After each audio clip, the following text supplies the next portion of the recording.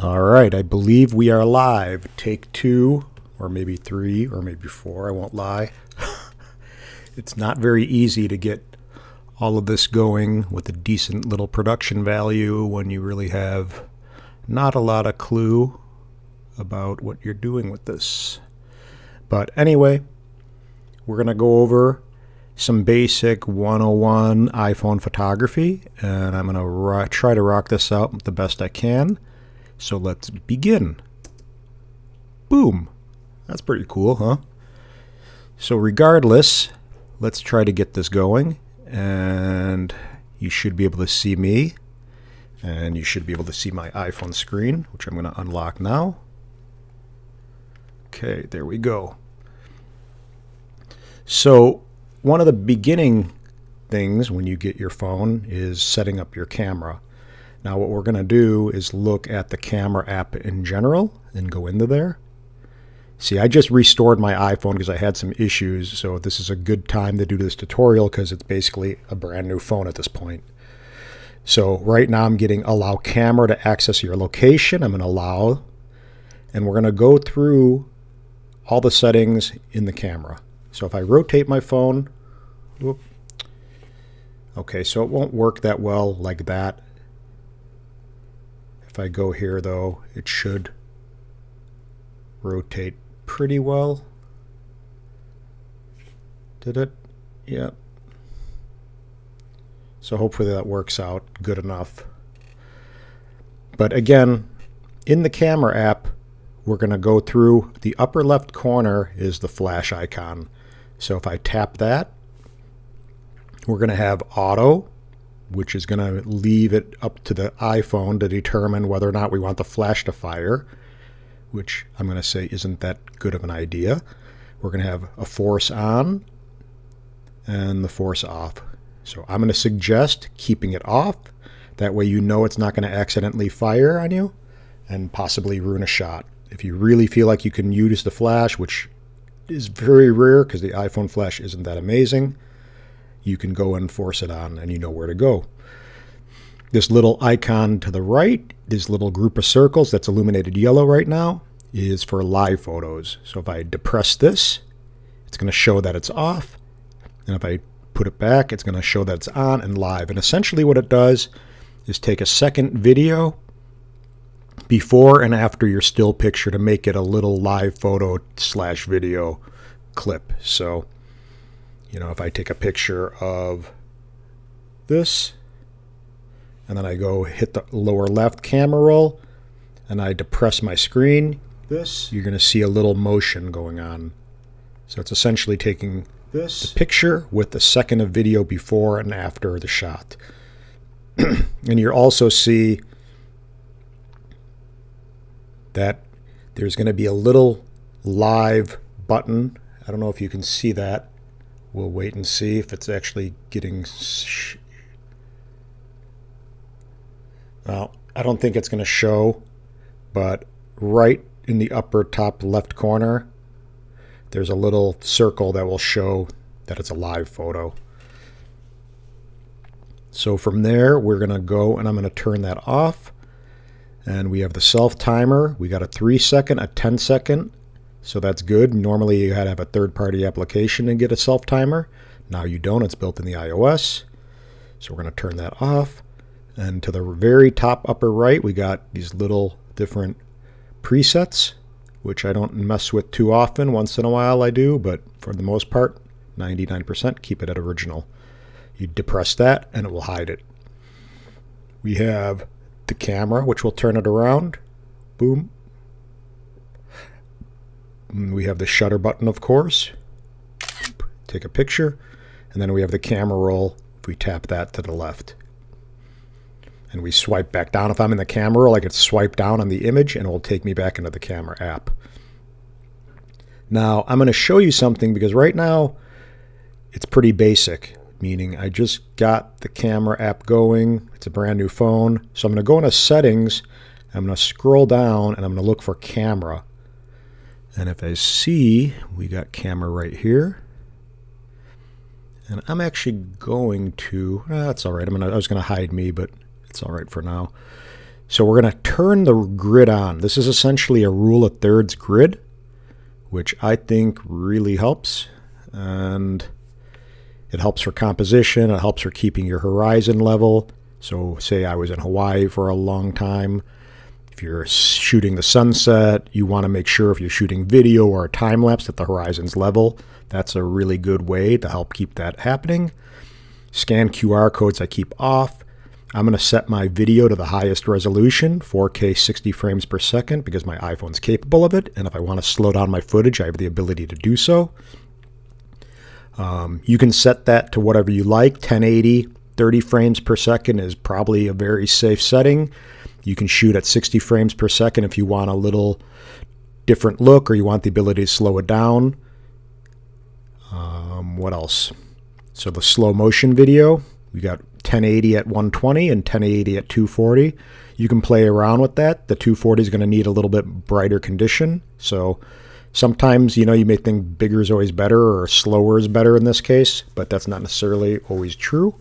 Sometimes it may be too slow for it to be giving the effect you want. So play around with that.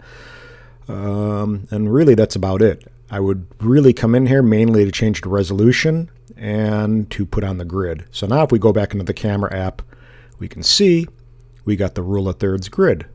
So that's nice for composing and keeping stuff level. And if we're shooting video, let me see what happens if I rotate it with the way this is.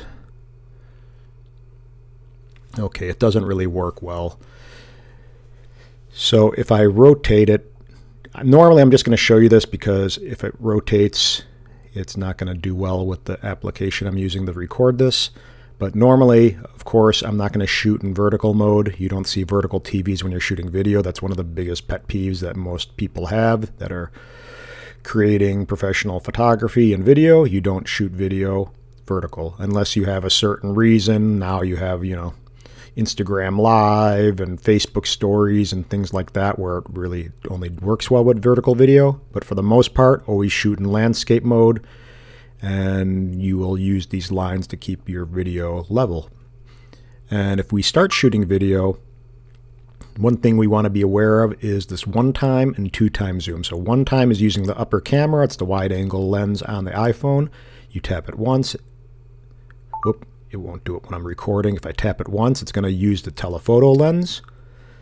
And if I hold the 1x, I can actually scrub to the left, and it will use a digital zoom. I wouldn't recommend using it, but sometimes if you just have to finesse it just to compose something or get a little branch out of the way or something, go for it. But try not to get too comfortable using a lot of digital zoom, just in general with photography or videography. So again, if you're using the video and you're shooting, now mind you, not vertical normally, you can use this little button, this little white button, and hit it, and we'll do a screen grab. So as you see, it's kind of depressing, and that will actually take a screenshot, a still shot, while you're shooting video at the same time.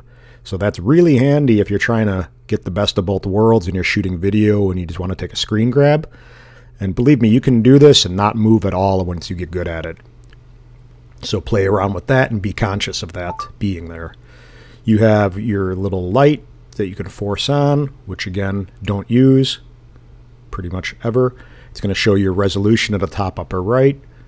And we're going to continue on to slow motion. And essentially it's the same thing. This is slow motion video. You tap the 1x, you got your telephoto lens, your wide angle lens. Same thing, you could tap and scrub to the digital zoom. Time-lapse doesn't allow you to do that scrubbing. It's only 1x or 2x. And again, with time-lapse, with slow-motion video, well, more time-lapse and video, a tripod like a Joby 5K or something definitely comes in handy. So stability with video is key. Not all the time, don't get me wrong. You can have movement if you have a gimbal and you get more advanced, but for the beginning, just a simple little tripod like a Joby 3K, 5K, something to keep it stable. It's not even that expensive. For $20, you can have your video go from really junk amateur to professional with ease, especially with the rule of thirds grid to keep your horizon level or your scene level. And that's it for there. We're going to go over to portrait. As you see, it's the first time that I'm engaging it after I restored my phone. Click continue. And now with this, a couple things you need to be conscious of. Let me see if I can show you. I got my kitty Simon sleeping behind me. Once that yellow box illuminates, where it says natural light, that's when you're actually taking advantage of portrait mode. So if I take a shot and it's not illuminated, it's not going to actually be a portrait picture. It's just going to be a normal image.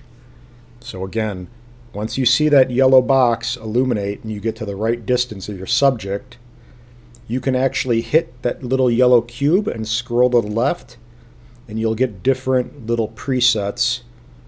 And the majority of time I go natural light or studio light for a little bit. Seems like it gives a little bit brighter appearance to the image. And if I do that, take a shot.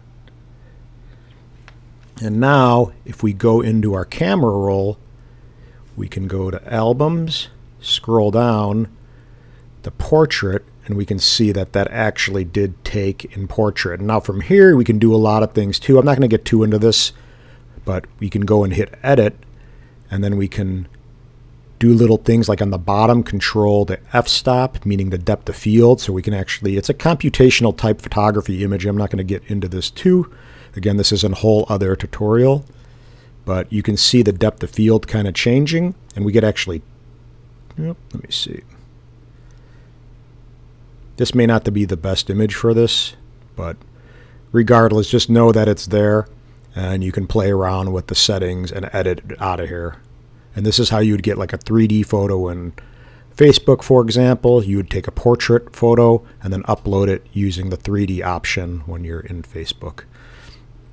So now, after that, we have square orientation, same thing, just a 1-to-1 ratio. We got panoramic mode, and that's pretty simple. You just press the button and follow that little arrow along the white line, and you can actually stop it prematurely if you like by hitting the button again, and it will stop the pano, so you don't have to go all the way and just kind of turn and go crazy, because it's sometimes more challenging and you run out of nice space.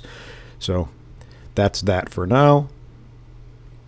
But I'm hoping this gives you guys a little bit of an idea of, setting up your camera for the first time.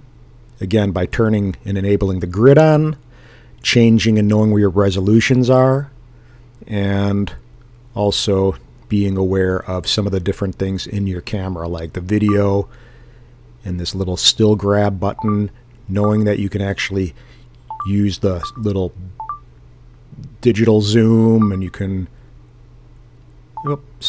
you can hit the telephoto lens. You can do all kinds of things. I mean, you can really get creative. If you have moment lenses or something like that, you can take advantage of those too. And like in portrait mode, for example, let me show you something. I'm jumping all over right now. I apologize. This is kind of part of me.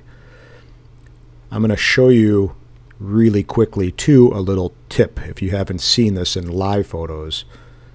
So in live photos, this isn't going to be a good example because I don't have water moving or any kind of motion, but you can go and have these effects. So this is a really cool thing.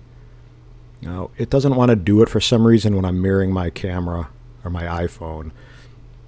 But just know if you swipe up on your live photo image, you'll get 4 different presets. You're going to get one that says like normal, I think it's live, live, bounce, I don't even know.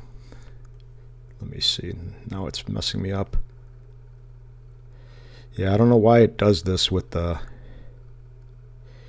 AirPlay. It has something to do with when I'm connecting my iPhone to the computer to mirror the device. It just won't give me everything that I want to see.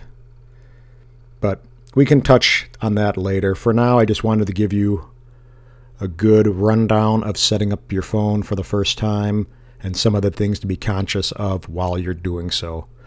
So for now, I think that's it. And I wanted to really kind of test this whole streaming and Facebook Live. I mean, not Facebook Live, YouTube Live, and my connecting to my iPhone. So this is kind of like a test run, and you're just here with me along for the ride.